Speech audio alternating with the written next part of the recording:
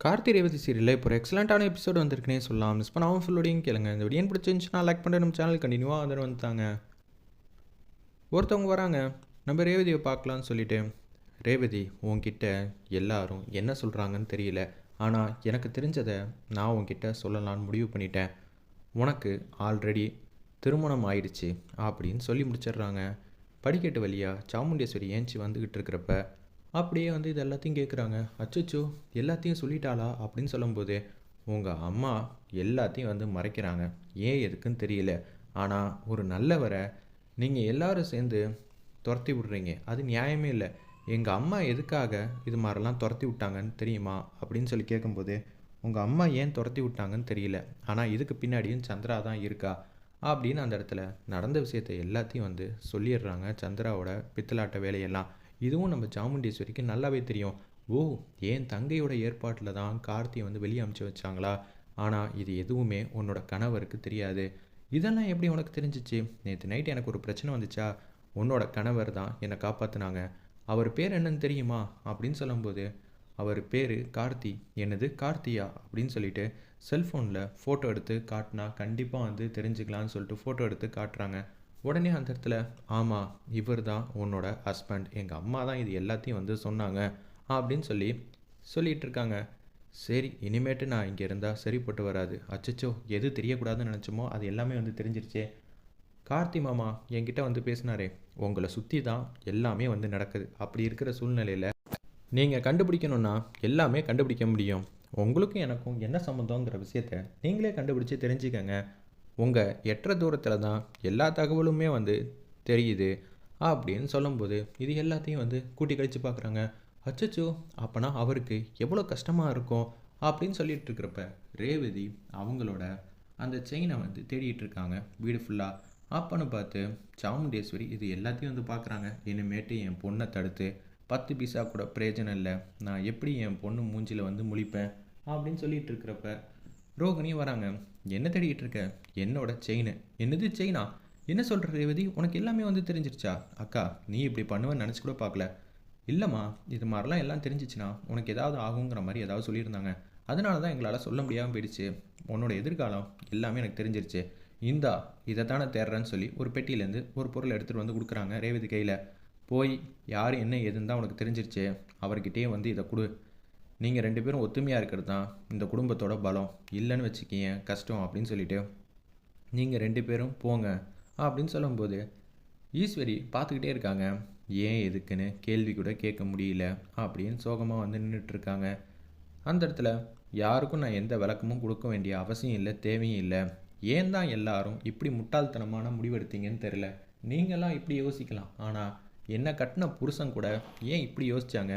எல்லாம் உன்னோட எதிர்காலத்தை கருத்தில் கொண்டு தாமா அப்படின்னு சொல்லும்போது கார்த்தி முன்னாடி நிற்கிறாங்க நம்ம ஹீரோயின். அந்த இடத்துல அப்போன்னு பார்த்து, என்ன ஆச்சு ரேவதி, திடீர்னு எங்கள் முன்னாடி நின்றுருக்கீங்க, ஏன் என்ன எதுவும் பிரச்சனையா அப்படின்னு சொல்லி கேட்கும்போது, ஆமாம், ஏன் இவ்வளோ முட்டாள்தனமாக முடிவெடுக்கிறீங்க? என்ன சொல்கிற ரேவதி? நடந்ததெல்லாம் சொன்னதுக்கப்புறம் அன்பும் பாசமும் காட்டுறது பேர் முட்டாள்தனம்னா அந்த முட்டாள்தனத்தை வேலையை நான் அடிக்கடி செய்வேன் ரேவதி. எனக்கு எல்லாமே நீ தான். இதை நீ எப்படி கண்டுபிடிச்சேன், ஏன் கண்டுபிடிச்சேன், யார் மூலியமாக தெரிஞ்சிச்சலாம் தெரிய வேண்டிய அவசியம் இல்லை. இது எல்லாமே சந்திரா சித்தியோட வேலை தான். உங்கள் மனசுக்கு எவ்வளோ கஷ்டமாக இருந்திருக்கும் நான் மருது பக்கத்தில் நிற்கிறப்பையும். உங்கள் மனசு ரொம்ப பாடாப்பட்டிருக்குமே. எனக்கு எதுவுமே தெரியாமல் போயிடுச்சு. கடைசி நேரம் வரைக்கும் நீங்கள் தான் ஓடி ஓடி காப்பாற்றுனீங்க. நமக்கு இது மாதிரி ஆச்சு, எத்தனை வருஷம் ஆச்சு அப்படின்னு சொல்லி கேட்கும்போது, 3 வருஷம் ஆச்சு ரேவதி. என்ன சொல்கிறீங்க? என்னை பற்றியே என்ன தெரிஞ்சிக்காமல் நான் இருந்தேனா அப்படின்னு சொல்லும்போது, நான் சொல்கிறேன் சிஸ்டர்னு நம்ம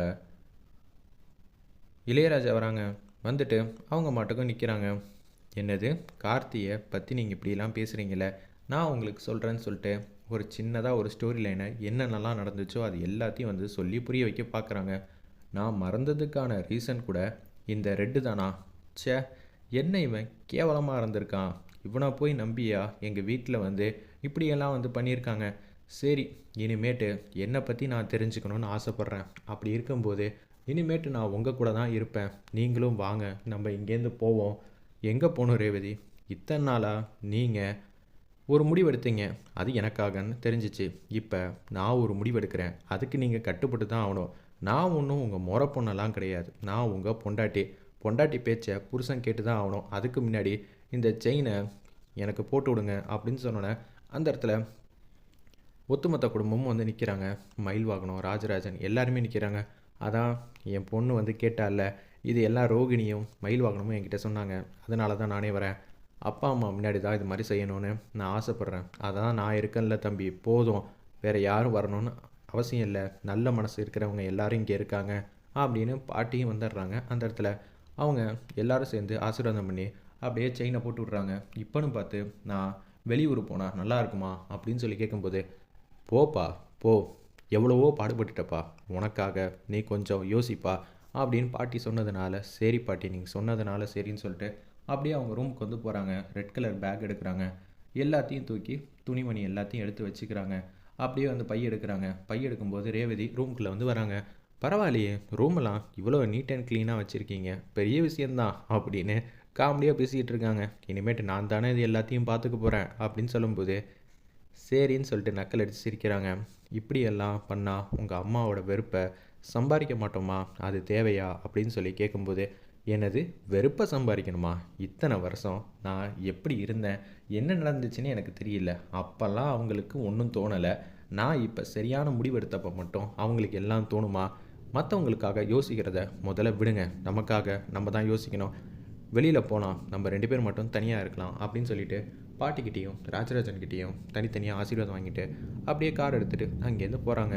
இது மாதிரி 2 பேரும் ஒத்துமையாக ஆகணும்னு எத்தனை வருஷம் நம்ம கனவு கண்டோம், அது எல்லாம் கூடிய சீக்கிரம் வந்து நடக்க போகுது அப்படின்னு சொல்லும்போது, இதை தடுக்கணும்னு சாமுண்டீஸ்வரி வராங்க. அந்த இடத்துல ஏன்னா ரோகிணிக்கு கொஞ்சம் நேரம் கால் பண்ணியிருந்தாங்க போல இருக்குது. அப்போன்னு பார்த்து, இல்லைம்மா நாங்கள்லாம் வெளியில் பிஸியாக இருக்கோம்னு சொல்லிவிட்டு ஃபோனை கட் பண்ணாமல் விட்டுட்டாங்க. அப்போன்னு பார்த்து நடந்ததெல்லாம் வந்து கேட்டிருக்காங்க. என்ன ரோஹிணி இப்படி பண்ணி வச்சுருக்க, அத்தை இவ்வளோ நேரம் லைனில் தான் இருந்திருக்காங்க, இதெல்லாம் தேவையா? இப்போ அவங்க 2 பேருமே இத்தனை வருஷம் கழிச்சு இப்போ தான் தனியாக போகணுன்ட்டு இருக்காங்க, இப்போ தடுக்கணும்னு நினைப்பாங்களா அப்படின்னு சொல்லும்போது, மயில் வாகனம் ஃபோன் கட் பண்ணாமல், நீங்கள் லைனில் தான் இருக்கீங்கன்னு எனக்கு தெரிஞ்சிச்சு அத்தை, தயவு செஞ்சு எங்களுக்காக அவங்கள ஒரு வாழ விடுங்க, இல்லாட்டி ரொம்ப கஷ்டமாயிடும். உங்கள் பொண்ணை இத்தனை நாளாக நீங்கள் ஏமாற்றிக்கிட்டு இருந்தீங்க, இனிமேட்டு உங்களால் ஏமாற்ற முடியாது, இதுதான் எதார்த்தம். ப்ளீஸ், உங்களுக்குன்னு ஒரு மனசாட்சி இருந்தால் தயவு செஞ்சு அவங்கள வாழ விடுங்க, அவளை தான் என்னால் கேட்க முடியும். இதுக்கு மாரியும் நான் சொல்கிறது தான் செய்வேன், தாராளமாக செஞ்சுக்கோங்க. ஆனால் நீங்கள் அடிக்கடி ஒரு வார்த்தை வந்து சொல்லுவீங்களே, ஒருத்தர் நமக்கு உதவி செஞ்சால் கடைசி வரைக்கும் விசுவாசியாக இருக்கணும்னு, அதுக்கு என்றைக்காவது நீங்கள் நேர்மையாக நடந்துக்கிட்டீங்களா? எல்லா விஷயத்துலையும் ஓகே, ஆனால் நாயகன் விஷயத்தில் மட்டும் ஏன் அப்படி நடந்துக்க மாட்டேங்கிறீங்க? உங்களுக்கே வந்து தெரியுதில்ல, பார்த்துக்கங்க, அவளை தான் சொல்ல முடியும். இனிமேட்டும் உங்கள் பொண்ணு காட்டாறு மாதிரி அவங்கள யாராலையும் தடுக்க முடியாது அப்படின்னு சொல்லிட்டு இருக்கிறப்ப அவங்க மட்டுக்கும் காரில் போயிட்டே இருக்காங்க. ஒரு இடத்துக்கு எங்கே போகிறோன்னே தெரியாமல், எவ்வளோ தூரம் தான் போகிறது ரேவதி, சும்மானு இருங்க, பார்த்துக்கலாம் எதுவாக இருந்தாலும் அப்படின்னு சொல்லிட்டு அவங்க மட்டுக்கும் சந்தோஷமாக பாட்டு கேட்டுக்கிட்டே வந்து போகிறாங்க. அந்த இடத்துல, சொல்லுங்கள் என்னை பற்றி சொல்லுங்கள். சேச்சே, என்னை பற்றி சொல்கிறதுக்கு என்ன இருக்குது, நான் எப்படி எப்படியெல்லாம் வந்து உங்ககிட்ட சேட்டை பண்ணிக்கிட்டு இருந்தேன், இது எல்லாத்தையும் வந்து சொல்லலாமே அப்படின்னு சொல்லும்போது, அதெல்லாம் பெரிய கதை, அப்போ நான் பொறுமையாக படம் பார்த்துக்கிட்டே வந்து பேசலாம் அப்படின்னு சொல்லிட்டு ஒரு படம் வந்து ரிலீஸ் ஆகிருக்கு. அங்கே வந்து காரை வந்து நிப்பாட்டுறாங்க, தேட்டரில் டிக்கெட் எடுக்கிறாங்க. அந்த இடத்துல நம்ம 2 பேர் மட்டும் படம் பார்த்தா நல்லா இருக்கும்னு ரேவதி ஆசைப்பட்றாங்க. சரின்னு சொல்லிட்டு ஒத்துமொட்ட டிக்கெட்டையும் வாங்கிடுறாரு நம்ம கார்த்தி. அந்த இடத்துல யதார்த்தமாக போகிறாங்க. என்னது நம்ம 2 பேர் தான் தனியாக இருக்கோம், வெளியில் வேறு யாருமே வரலையா, ஹவுஸ்ஃபுல் போர்டு பார்த்தனே அப்படின்னு சொல்லி கேட்கும்போது, இல்லை ரேவதி, நீ கேட்டல, ஆசைப்பட்டல தனியாக பார்த்தா நல்லா இருக்குன்னு, அதனால தான் எல்லா டிக்கெட்டும் வாங்கிட்டேன். இப்படியெல்லாம் ஒரு ஹஸ்பண்ட் கிடச்சது எனக்கு பெரிய பாக்கியமாக இருக்குது அப்படின்னு சொல்லிட்டு சென்டர் சீட்டில் வந்து உட்காந்துட்டு அப்படியே வந்து படம் பார்க்கும்போது கார்த்திகையை பிடிச்சிட்டு அப்படியே வந்து பார்த்துக்கிட்டே இருக்காங்க. அந்த இடத்துல, இனிமேட்டு இந்த கையை எதற்காகவும் யாருக்காகவும் விட்டு கொடுக்க மாட்டேன் அப்படின்னு சந்தோஷமாக வந்து பேசுகிறாங்க. சரி ரேவதி, சாயங்காலம் ஆனால் வீட்டுக்கு போவியா? இனிமேட்டு நான் எதுக்கு வீட்டுக்கு போகணும்? ஆமாம், கரெக்டாக தான் சொல்கிறீங்க, வீட்டுக்கு தான் போகணும், நம்ம வீட்டுக்கு போகணும், ஏன் வீட்டுக்கு கிடையாது அப்படின்னு ரேவதி சூப்பராக வந்து பேசிகிட்டு இருக்காங்க. அதுக்கு முன்னாடி நம்ம எங்கேயாவது ரொம்ப தூரம் போகணும், இத்தனை நாளாக நம்ம ரொம்ப கஷ்டப்பட்டு போயிட்டோம், அது எல்லாத்தையும் மறக்கணும், சரிங்களா அப்படின்னு ரேவதி மாட்டுக்கும் க்யூட்டாக அழகாக வந்து கேட்குறாங்க. சரின்னு சொல்லிட்டு ஆசைப்பட்டுட்டு இருக்கிறப்ப பாப்கார்ன் வாங்குறதுக்காக வெளியில் வராரு நம்ம கார்த்தி. அப்போன்னு பார்த்து, மயில் வாகனம் எங்கே சகல இருக்கீங்க, படம் பார்த்துக்கிட்டு இருக்கோம். என்னப்பா படம் பார்க்குறேன் நீங்கள், அதுவும் பெரிய படமாக இருக்குது, சத்தத்தையே காணுமே, எல்லா டிக்கெட்டும் வாங்கிட்டேன். ஓ, அசத்துறியா, அசத்து அசத்து, உன்னை போல் யாரும் இப்படியெல்லாம் வந்து அசத்தவே முடியாதுன்னு காமெடியாக வந்து பேசிகிட்டு இருக்காங்க. நம்ம மயில் வாங்கணும், சரிங்க நீங்களே பேசி ஃபோன் பண்ணி தொந்தரவு பண்ணாதீங்க அப்படின்னு சொன்னோன்னே சரின்னு சொல்லிட்டு ஃபோனை வச்சிடுறாங்க. ரோகிணி, எனக்கு இன்றைக்கி தான்ப்பா ரொம்ப சந்தோஷமாக இருக்குது. ஆமாம், சந்தோஷமாக தான் எனக்கும் இருக்குது. இத்தனை நாள் பட்ட கஷ்டத்துக்கு இன்றைக்கி தான் விடிவு காலம் கிடச்சிருக்கு.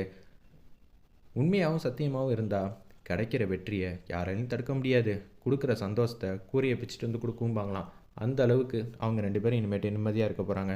அதை நினச்சா எனக்கு சந்தோஷமாக தான் இருக்குன்னு ஒத்துமொத்த குடும்பமும் நினச்சிக்கிட்டு இருக்காங்க. சாமுண்டீஸ்வரி மாட்டுக்கும் சோகமாக வந்து இருக்காங்க. என் பொண்ணு என்னை விட்டு பறந்து போயிட்டாலே, இப்போ நான் என்ன செய்ய போகிறேன்?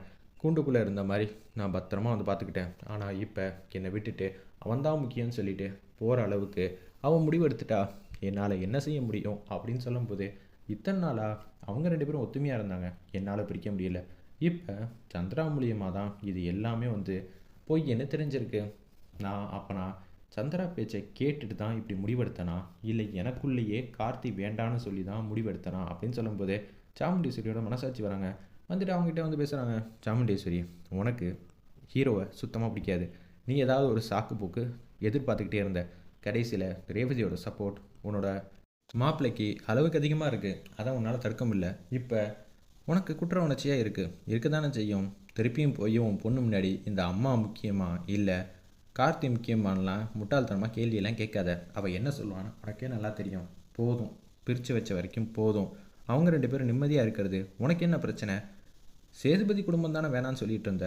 அவர் செஞ்ச தப்பு அந்த குடும்பமே என்ன பண்ணுச்சு, தயவு செஞ்சு புரிஞ்சிக்க அப்படின்னு சொல்லி அவங்களுக்குள்ளேயே வந்து நியாயமாக வந்து யோசிக்கிற அளவு நம்ம ஈஸ்வரி வந்து மாறிட்டாங்க. அந்த இடத்துல ரொம்ப சூப்பராக இருந்துச்சுன்னே சொல்லலாம். அந்த சீன்லாம் என்ன ஆச்சு, எதுக்காக அக்கா இப்படியெல்லாம் வந்து யோசிச்சுட்டு இருக்காங்கன்னு பார்க்குறப்ப சாமுண்டீஸ்வரி வந்து செம்மையாக வந்து முறைக்கிறாங்க சந்திரகலாவை. வெயிட் பண்ணி பார்ப்போம், என்கிட்ட ஏதாவது ஒரு வார்த்தை சொல்லிட்டு செஞ்சுருக்கலாம், என்னையே நீ ஏமாத்திட்டல அப்படின்னு சொல்லும்போது, என்னது இவகிட்ட சொல்லியிருந்தா எப்படி ஒத்துப்பா, எதுக்காக நான் இவகிட்ட வந்து சொல்லணும்? அக்கா நீ எந்த விஷயத்தக்கா சொல்கிற, எனக்கு சுத்தமாக வந்து ஒன்றும் புரியல அப்படின்னு சொல்லி பேசும்போது, உடனே ஏய் இப்போ ரேவதி எங்கே இருக்கான்னு தெரியுமா, 2 பேரும் ஜோடியாக இருக்காங்க. இன்னொன்று அவளுக்கு எல்லாமே தெரிஞ்சிச்சு, நீ செஞ்ச சதி வேலை என்ன எல்லாருக்குமே வந்து தெரிஞ்சிச்சு அப்படின்னு சொல்லும்போது, என்கிட்ட முன்னாடியே சொல்லியிருந்தா நான் அது மாதிரிலாம் நடக்காமல் பார்த்துருப்பேன்ல அப்படின்னு சொல்கிறாங்க. சரிக்கா இப்பயும் ஒன்றும் இல்லை, உன் பொண்ணு உன் பேச்சு தானே கேட்பா, அதுக்கெல்லாம் வாய்ப்பே இல்லை. இன்னொரு வாட்டிலாம் நான் கேட்டேன்னு வச்சுக்கேன், அவள் என்ன சொல்லுவான்னு எனக்கும் நல்லா தெரியும், நான் அசிங்கப்படவும் தயாராக இல்லை, பார்க்கலாம் அப்படின்னு சொல்லிட்டு சாமுண்டீஸ்வரி வந்து இன்னொரு வாட்டி தேவையில்லாத வேலையெல்லாம் பண்ணாத, அது சுத்தமாக வந்து நல்லதுக்கு இல்லை அப்படின்னு சொல்லி முடிக்கிறாங்க. வெயிட் பண்ணி பார்ப்போம்.